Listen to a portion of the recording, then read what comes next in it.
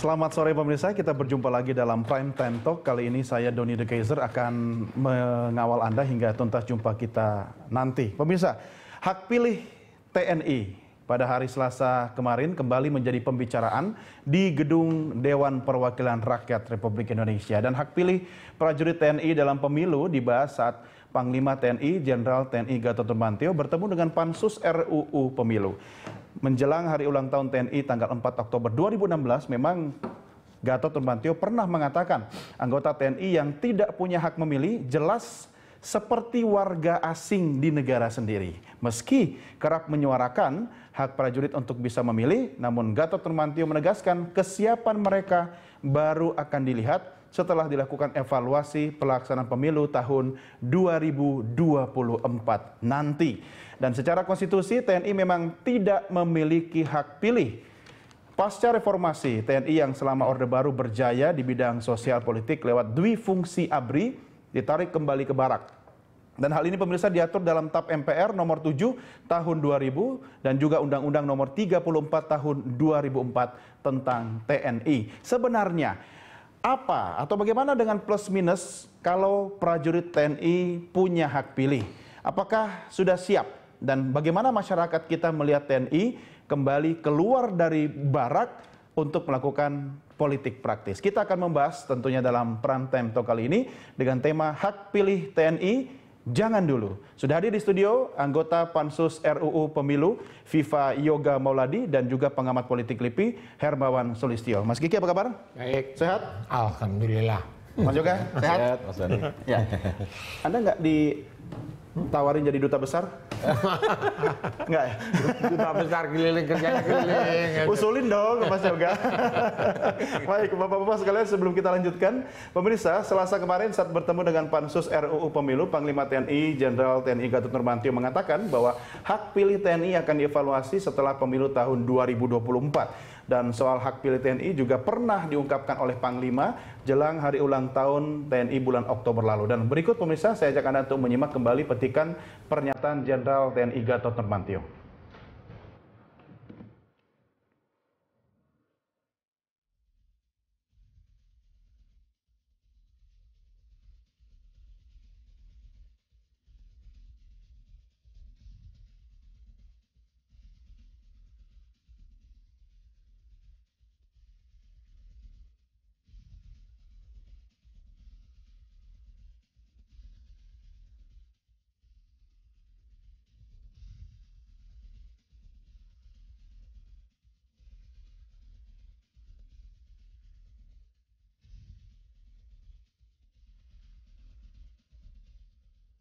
Ya pemirsa, tidak adanya hak politik TNI diatur juga dalam TAP MPR dan Undang-Undang. Di dua peraturan itu secara tegas disebutkan TNI harus bersikap netral dan dilarang ikut-ikutan terlibat kegiatan politik praktis. Larangan TNI berpolitik diatur TAP MPR nomor 7 /MPR/2000 tentang peran TNI Polri yang berbunyi TNI bersikap netral dalam kehidupan politik dan tidak melibatkan diri pada kegiatan politik praktis. Anggota TNI tidak menggunakan hak memilih dan dipilih. Anggota TNI hanya dapat menduduki jabatan sipil setelah mengundurkan diri atas pensiun atau pensiun dari dinas ketentaraan. Undang-Undang nomor 34 tahun 2004 tentang TNI menegaskan prajurit dilarang terlibat dalam kegiatan menjadi anggota partai politik, kegiatan politik praktis, kegiatan bisnis, dan kegiatan untuk dipilih menjadi anggota legislatif dalam pemilihan umum dan jabatan politis lainnya. Ya, kita lanjutkan diskusi kita kali ini. Mas Kiki, ternyata enggak enak jadi militer ya. Komentar Anda? Enggak begini. Ini kan sebetulnya yang namanya hak pilih itu, hak pilih loh ya, hak pilih itu hak dasar setiap warga negara. Jadi saya bilang, ini perdebatan lama dari tahun 98. Narapidana itu orang yang sudah jelas-jelas bersalah dan dipenjara, nggak kehilangan kok hak pilihnya, gitu. Olahragawan nggak kehilangan hak pilihnya. Siapapun Nah, TNI kenapa enggak? Tidak punya hak pilih karena pengalaman kita buruk dulu, gitu. Ya, ada background story-nya ya. Ya, karena ada sejarahnya. Kenapa? Kekuatan senjata itu salah satu sumber kekuasaan politik. Ya. Kalau makin berkuasa, makin cenderung disalahgunakan. Kekuasaan yang absolut itu sudah pasti disalahgunakan. Ya. Itu teorinya Lord Acton. Nah, Itu dulu masih Ya. berlaku sampai sekarang. nah, setelah 98 sampai sekarang ini berapa tahun kita? Oh, hampir 20 tahun ya. lah ya. Ada yang 18 bilang kita cukup dewasa kok tentara kita. Buktinya apa? Tahun 55 kita pemilu, tentara itu milih. Ikut ya. Tentara milih, terus ada pemilu sela tahun 1957. Itu tentara juga milih. 2 kali pemilu itu di markas tentara banyak yang milih PKI. Ya. Ya. Di Batalion Rampal 501, 516 di Jawa Timur tuh banyak. Ya, di Njiwan, di Madiun, Rampal, di Singosari gitu. Nah, ya itu sekian puluh, 50, 60 tahun yang lalu aja sudah bisa memilih. Ya. Sekarang bisa. Nah, tapi sebagian lagi masih punya pandangan jangan dong, belum sempat gitu. Nah, saya Sebenarnya kira yang nggak siap itu tentaranya atau elitnya sih? dua-duanya. Nah, tentara ini kan fungsi komando toh Mas. Ya. Tergantung yang di atas toh. Iya, nah sebetulnya bisa diatur seperti di negara-negara yang demokrasi. Kenapa? Perwira nggak boleh jadi pengurus partai, tapi milih boleh. Ya. Gitu. Kedua, kampanye tidak boleh dilakukan di barak. Ya, gitu. di markas tentara. Nah, kenapa tidak boleh perwira? Karena kalau sirsan kan nggak bisa merintah perwira. letnan, nggak Jenderal. bisa milih jenderal, dan sebaliknya bisa gitu. Jadi ini Kalau sudah dibatasi. perwira menengah ke atas itu sudah punya anggota ya. Iya sudah punya anggota dan harus nurut. Nggak usah perintah, garuk-garuk aja itu harus diartikan. Tapi bahasanya mungkin beda yang berkembang di parlemen. Mas Yoga, kalau Anda melihat sendiri statement Panglima yang diucapkan beberapa kali, itu soal siap atau tidak siap, itu perspektif para wakil rakyat kita lebih cenderung melihat dari mananya sih? Hak pilih, hak dipilih, hak memilih, atau siap tidak siapnya? Ya, dalam pasal 168 RUU penyelenggaraan pemilu disebutkan bahwa dalam pemilu anggota TNI dan anggota Polri tidak menggunakan haknya untuk memilih. Ya, itu Tidak menggunakan haknya. Tidak ada kata Rasanya, dilarang ya? tidak menggunakan haknya. Itu. Jadi arti dari statement Panglima Jadi ini TNI kata itu tidak ini ya? seakan-akan memang belum siap seakan-akan. Kata Bang Gigi tadi karena ada trauma sejarah bahwa TNI sebagai alat negara digunakan sebagai alat kekuasaan, kemudian sangat penetratif dan membangun kekuasaan yang sentralistis gitu. Tetapi di dalam Undang-Undang TNI tadi disebutkan bahwa sebenarnya jati diri TNI itu dia sebagai tentara rakyat, tentara pejuang, tentara nasional, tentara profesional.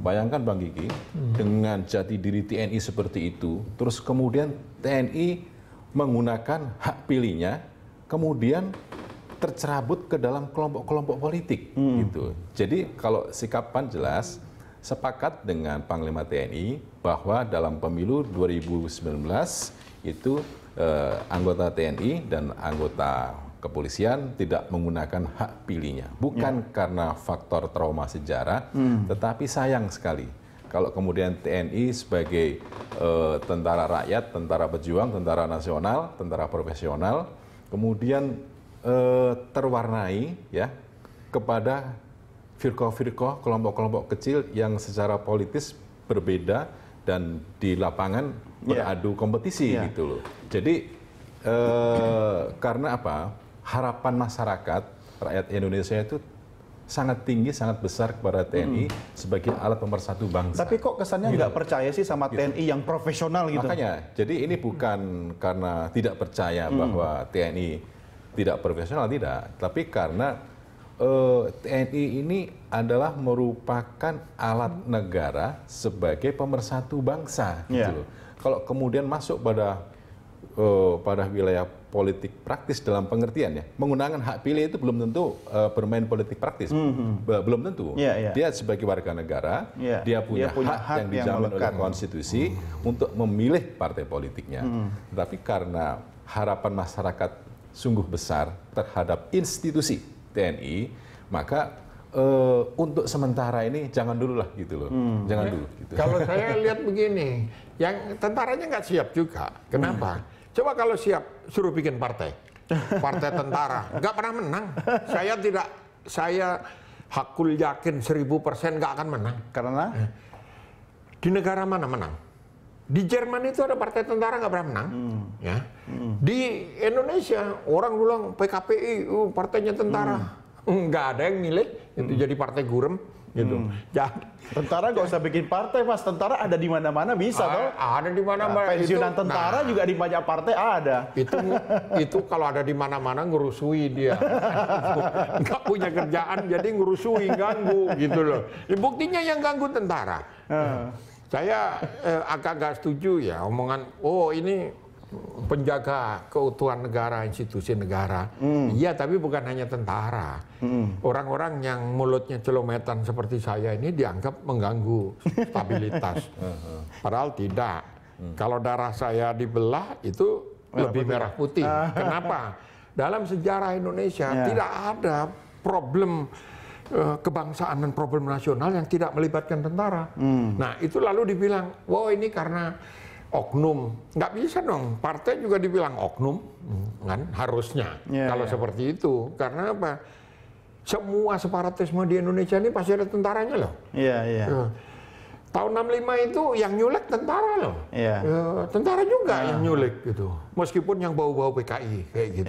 Nah, jadi karena punya senjata tadi. Perspektif ini harus diubah. Berarti benar dong Mas Kiki. Artinya tentara fokus aja dulu pada soal hankam gitu kan? Sementara ya. Tapi pegang senjata aja kan syahwat untuk melakukan hal lain itu bisa.